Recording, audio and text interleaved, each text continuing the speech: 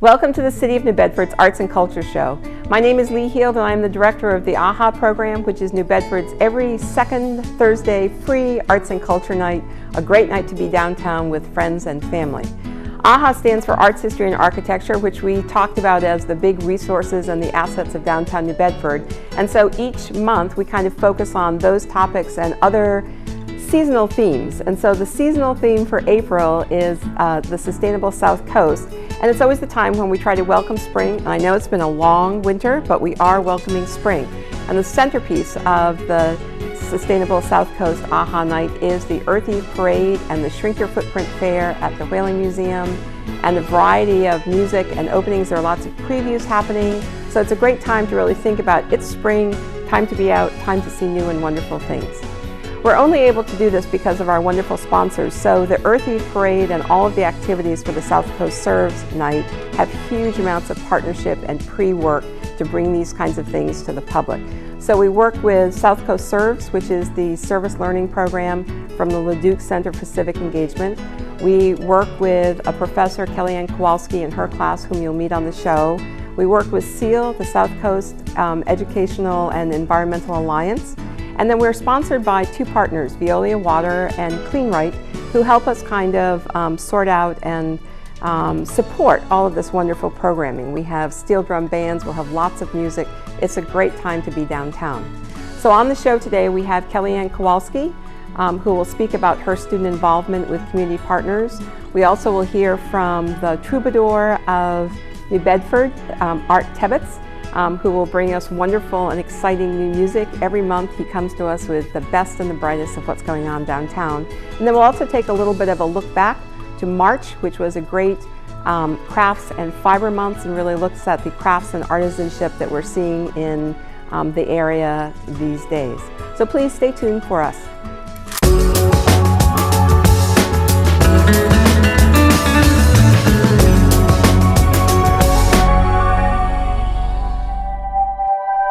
For Southcoast Serves, which is the April theme, we always work with UMass Dartmouth in a couple of different ways. We work with the Southcoast Serves program, which is the volunteer program from the Leduc Center for Civic Engagement. And we also work with Professor Kellyann Kowalski, who's my guest today, in her class. And so you teach a class in?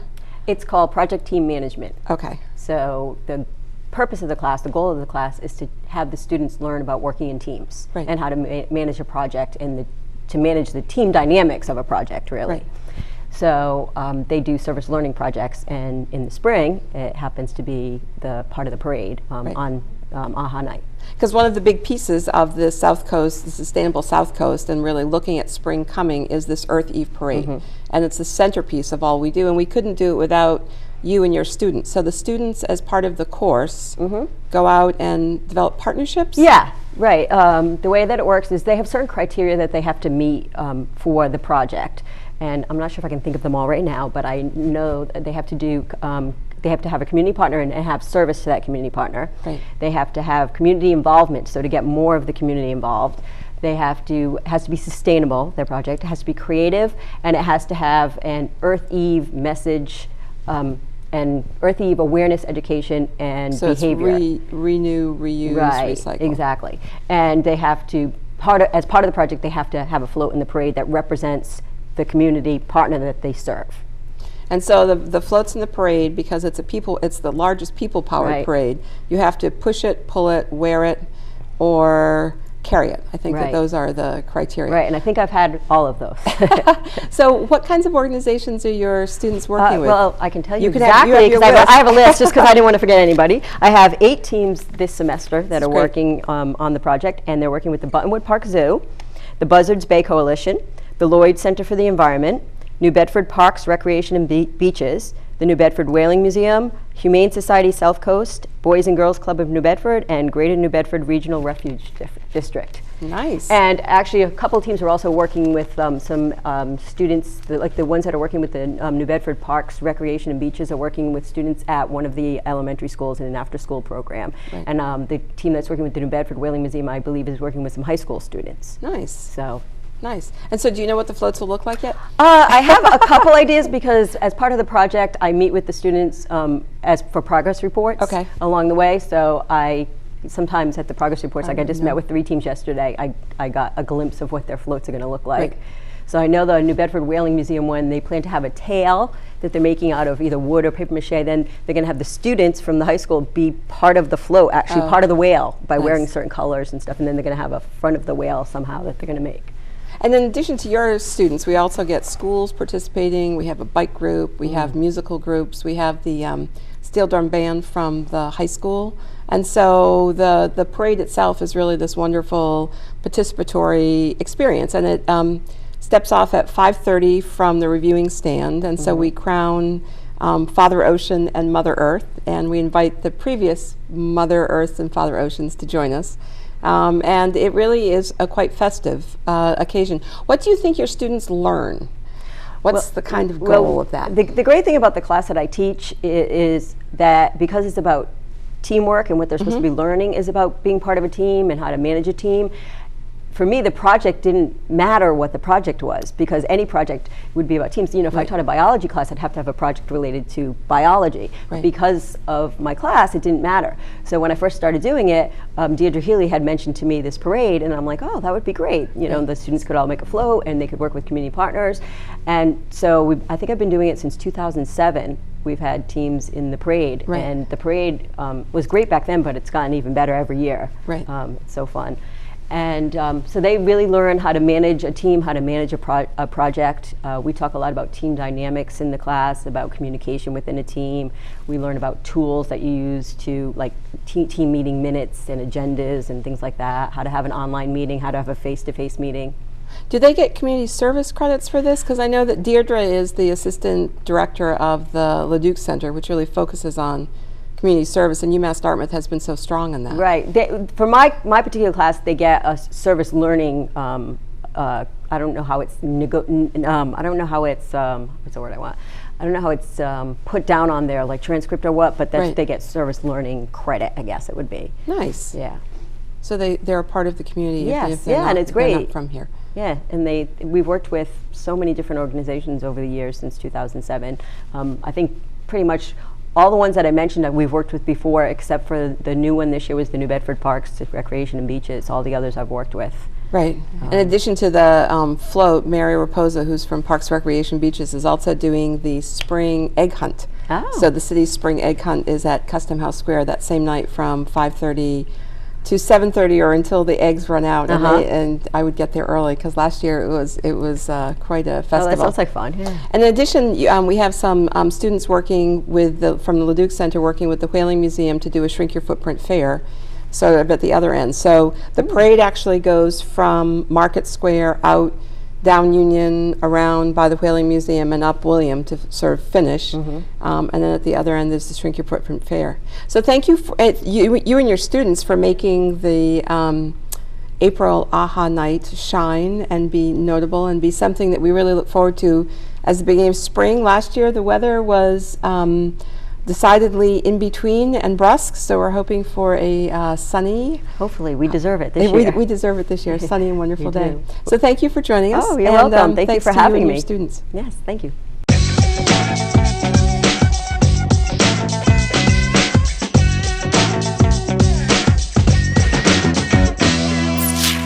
Hi, I'm Art Tebbetts. I'm the host of Cafe Arpeggios' weekly open mic in the heart of downtown New Bedford. Every Thursday night from 7 to 10, we have some of the best in the area's musicians. They come in, they sing 3 or 4 songs, they meet their friends, they chit-chat, they have some soup, they have some homemade ice cream, and we socialize, we listen to music, and it's always a good time. We've been doing it for just over 10 years now. We're well into our 11th, and we're having a great time doing it. And along the way, I've met some wonderful performers, and I'm always happy to bring them to share with you, our home viewers. This AHA night on the 9th, we're having a very special treat. One of our dear friends, Molly O'Leary, is going to be back. And some of you have seen Molly before. She's been a feature as many times as just about anybody that I can think of. She started coming to us, she pointed out to me last time, she started coming to us when she was in the 6th grade. And she came when she was in junior high, and she came all through her 4 years at Bishop Stang. She's just finishing up her 2nd year at Providence College, where she's doing outstanding academic work, and she's got a wonderful adventure coming up this summer. So we're going to get to hear a little bit more about that in a minute. But that's what one of her feature things is this in April. One of the main goals is to raise some money for this project she's got coming up this summer. She's doing something I think it's fantastic, and I'm really excited to have her tell you about it. But she's going to Africa. She's going to South Africa, a little town called Springs, South Africa, and she's going to be doing some work with underprivileged folks, and there are far too many of them in the dark continent, as we know, and I think it's an adventure of a lifetime. So let me introduce you to her. Ladies and gentlemen, this is my friend, Molly O'Leary. Hi, Molly. Hi, Art. Tell me a little bit about this trip you're doing at the end of the school year. Yes, so at the very end of May, I'll be leaving for a 6 weeks, probably it'll be about 7-week service trip in Spring, South Africa. And I'm going to get to play music with the orphan children. I get to teach the caregivers about social work, which is my major at Providence College. And then I'll also be going on home visits to the surrounding areas, which are very impoverished, and they have families that need food, clothing, a lot of people infected with HIV that need to get treatment. So I'll be doing all that in 6 weeks somehow. Wow. How did this opportunity come to you? So in September at Providence College, there was an announcement made about the Smith Fellowship Program, and there were about 60 initial applicants, and they were going to pick 10 students to go to different developing countries around the world to try to help in whatever ways they can. And that you were supposed to try to implement your major somehow, and it was through the Catholic and Dominican Studies Department, and yes, so. Cool. I think that's wonderful. Yeah. So are you taking your guitar with you? Or yes, I'm going to take my guitar over with me, and whatever other instruments I have, I can take with me as well. Providence College, the Smith Fellowship Program, pays for me to ship all the clothing that I collect, anything that I want to bring with me. They pay for the shipping, and they pay for the entire cost of my trip as well. What I'm raising money for is to get money for food and clothing, and then hopefully if I have enough, yes, I can buy them percussion instruments, music, and soccer as well. Music and soccer are two of the biggest things that they do at the orphanage there, especially with the children. So I'm not a soccer star. I will play with them, but one thing I really want to do is play music with them and put on little talent shows for them, and maybe cool. Open mic. Maybe an open mic. That's great. Fill your shoes. Yes. I think that's just wonderful. I'm delighted that you're doing this. I'm looking forward to seeing you after you come back, because I'm sure you'll have stories galore to tell. Yes, Are you taking a camera and all those things so you can document your 6 weeks? Definitely. I'll have, I haven't worked out all the logistics, but part of my job is also to keep like a blog up and running while I'm there, so that way people at home can, it keeps that connection, and you can see, like, so when people start donating money, they can see exactly how their money is being used to help these people. So I'll definitely post the link to that blog, and I'm sure I'll have so many pictures, and one thing that's very important in social work is the power of stories, so I'm sure that I'll have some good stories. That's wonderful. Your parents must be very delighted and proud of you, as I'm sure all your friends and family are. Mm-hmm. And we had a discussion not too long ago, but we all have the family we're born into and the family we choose. And you're definitely part of our musical family at Cafe Arpeggio, and we're thrilled for you. We're going to give just a second while we rearrange the stage, and Molly's going to give a chance to sing a song for you folks. I think you're going to really enjoy it. And come on out on April the 9th. Molly's going to be playing from 6 to 7 as our AHA feature, and then from 7 to 10 will be our regular weekly open mic night. And I guarantee you'll have a good time, and I bet you'll come back.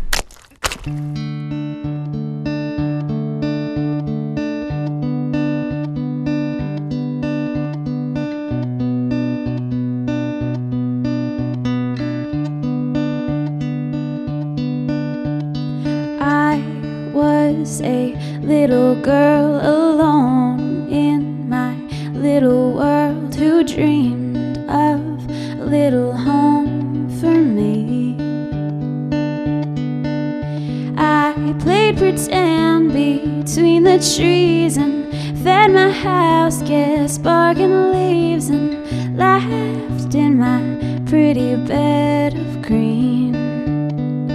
I had a dream that I could fly from the highest swing. I had a dream.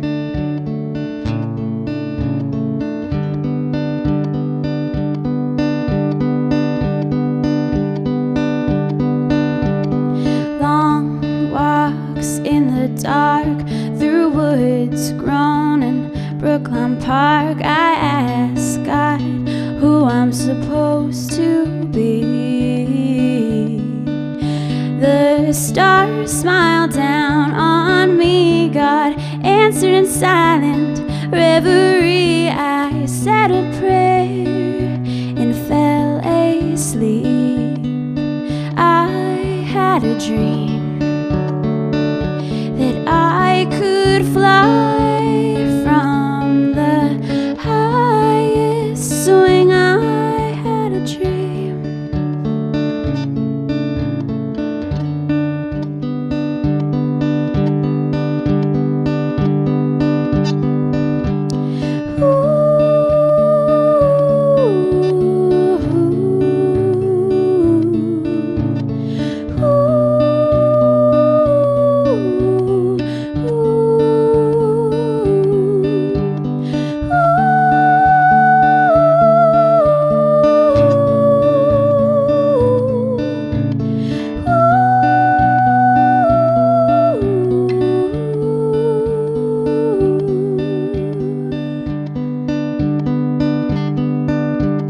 Now I'm old and I'm feeling gray, and I don't know what's left to say about this life I'm willing to leave.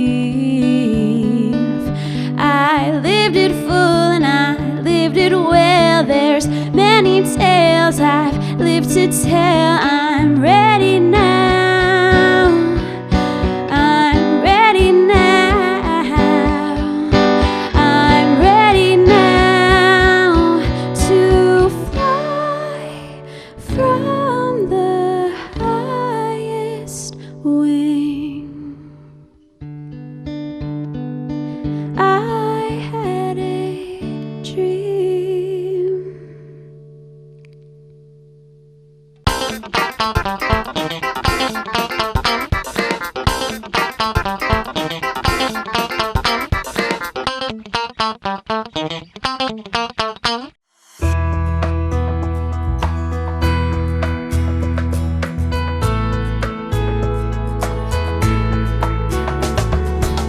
We're here at the New Bedford Whaling Museum, and I'm talking to Christina Canet, who is the curator of exhibitions and collections. And today you have two wonderful openings in the sort of area of ceramics. Yes, we do. And we're in one of them, so can you tell us a little bit about it? Of course. About a year ago, the museum was approached by Seth Rainville and Jim Lawton, who are two local artists. And they proposed doing an exhibition in conjunction with the NCCA conference in Providence, which is the National Council for the Education of Ceramic Arts. I know, I always have to say it carefully and think about it. And I'd been to one show curated by Seth Rainville in the past, and I was completely blown away by the quality of the work. So we said yes, absolutely. So we have 8 internationally renowned artists in this show who are contemporary artists, and they responded to works from our collection. Okay. So some of them came in and they responded to scrimshaws, some to maps, others to Prints? Objects, prints, and objects from whaleboats, all kinds of different things. So they came in and really let their creativity run wild, and there's a very diverse, incredibly high-quality collection that's represented in this gallery, so we're thrilled. Wonderful exhibition. Yes. How long does the exhibition run? This one will run through the summer, so it'll come down at the end of August. How did you choose the artist? Did Seth Seth did you and do a Jim call? actually they invited the artists to the show, and then we approved the list, which how could you not? They're all phenomenal artists, and we were completely thrilled. And it's lovely because they're so diverse in their range of aesthetic values and colors, and the diversity of the show is really quite astonishing. So I think people will be very thrilled to see it. And in conjunction with this, one of our committee members, Connie Bacon, has curated a show called Vessels, where she's pulled pieces from our permanent collection to accompany this show.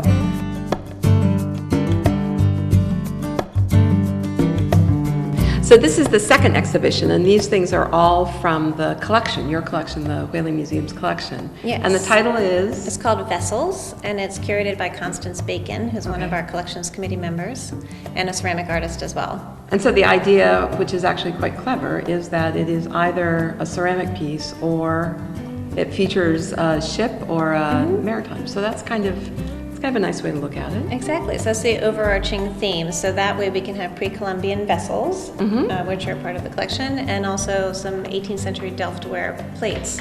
So there's some really wide range of work from the collection from 18th century through Chris Gustin, who's a local artist as well. So we're thrilled. So it was a really nice opportunity for us to highlight our ceramics collection, which don't get quite enough exposure. Yeah. So this is a really nice piece. And we've also incorporated some prints from which a lot of the designs were made in Holland. So there's some nice imagery with that as well. Good. Well, thank you. We'll take a look around. Okay.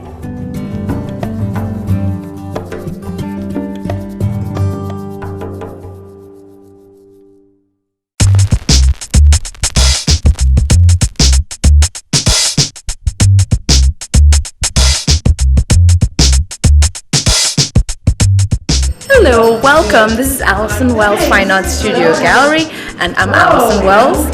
This month is Fibers Month and Women's Month, and I'm celebrating that with a lovely Fibers show. Welcome.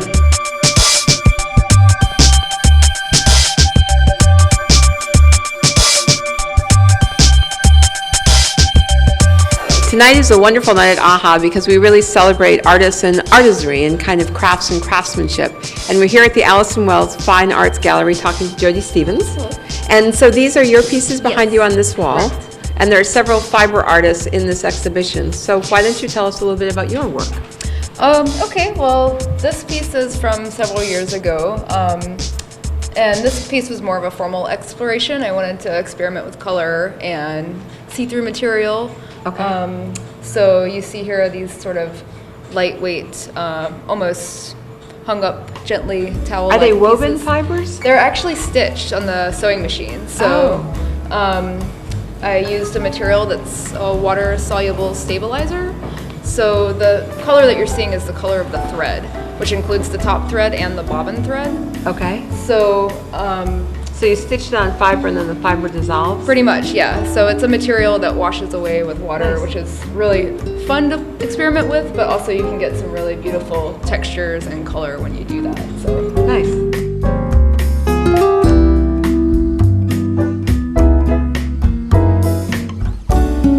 this is titled Repository, and this piece obviously resembles a pair of lungs. It's not a piece about smoking. It looks like it could be, but really this piece is about the weight that one carries as you go from place to place or as you collect memories and history. So these resemble sort of rocks or stones or just baggage in a way, heavy baggage. And you can see on closer inspection that they seem rusted or old or like they have some patches on them. So that's really about a personal load that maybe someone carries internally. So Wow. it's that piece. So each piece has a story to it? Usually, yeah. Some pieces are more formal explorations that are just me playing around with material, but a lot of the work that I make that's smaller sculptural hanging work is more conceptual. So. Great. And now, were you a UMass Dartmouth student? Yes, I was in graduate school there. Excellent. So I graduated in 2010 from UMass Dartmouth, from the fiber program. From the fiber program. Great. Okay. Well, thank you for Thank speaking you so with much, us. of course.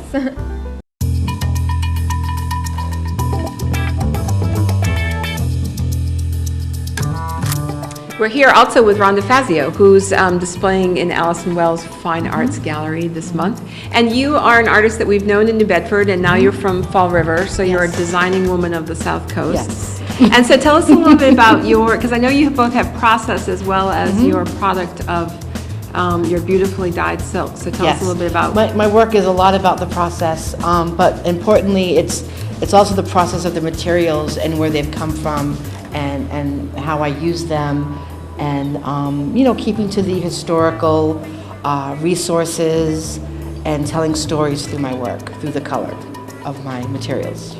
So do you gather your own dye materials? I gather some of them, but mostly I use the ancient dyes from the historical Silk Road. Yeah, nice. And the materials like silk. Like silk from the Silk Road. So it's been like a hand-to-hand trade from the east to the west, making its way into the Americas and then into my studio. And then I share those stories with my customers, my students. And you always did something that was referred to as wearable art, which I love the idea of that. Yes. Is that, Yeah, still do. Yeah, still do. Yep, I have these pieces here, the sarongs, silk wraps really that I call them, because they could be worn many ways. Right. And then also constructed silk robes and scarves. Silk scarves, yeah. Well, great, thanks for talking to us. Thank you.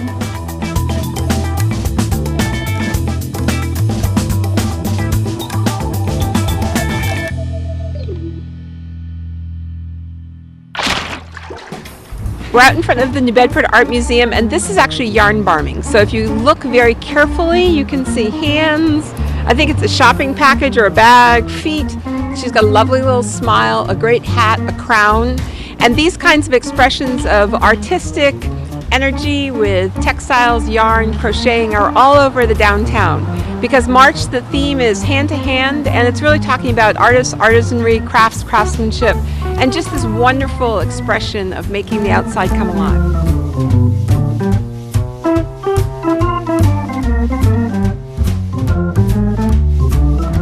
The Art Museum essentially has this wonderful garden of knit goods that have bloomed in their windows.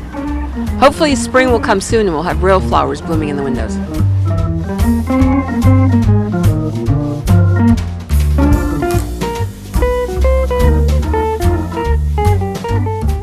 And Linda, tell me about your guild. Well, actually, it's not a formal guild. It's a group of women that have been getting together for, I would say, 30, 40 years. And the group has changed, obviously, over time. And we meet twice a month. And we go to different people's homes, bringing the wheels. And so it's just a great way to get together, socialize. And what's unique about the group is that spinning brings us together, but it's not the only artistic skill set that people bring to the table, so we're always learning from each other. Right. But I think anytime you find people who are in the fiber arts, you'll find that there's a crossover. Right. And so it's enriched my life, because now I've learned so many different things from different people just by sitting and spinning, and it brings a social aspect back into a society that's so disconnected or so connected by the internet. We have to sit, we've got to pick up our wheels and bring them and sit and talk, and we laugh, we cry, and we share each other's burdens, and we share each other's joys. My family were knitters, and so nobody ever sat still, but they all sat and knit. Right. And so I went to someone's house once, and they actually had eye contact, and I thought, well, that's really odd. I'm so used to looking at my knitting. Except that with spinning, you don't necessarily have to look at it once you get the feel, so you can look at each other and talk. Yeah.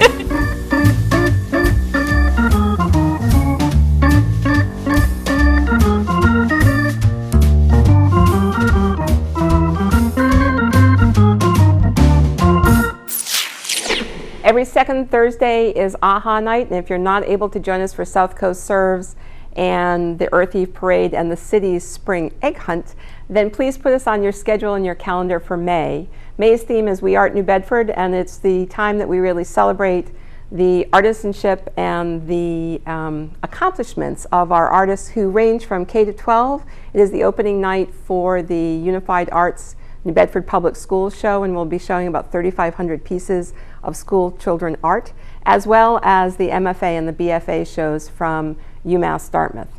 And so please stay tuned. Please come and visit us. Please think about it being AHA night and that you should be downtown to have your own special and unique AHA moment.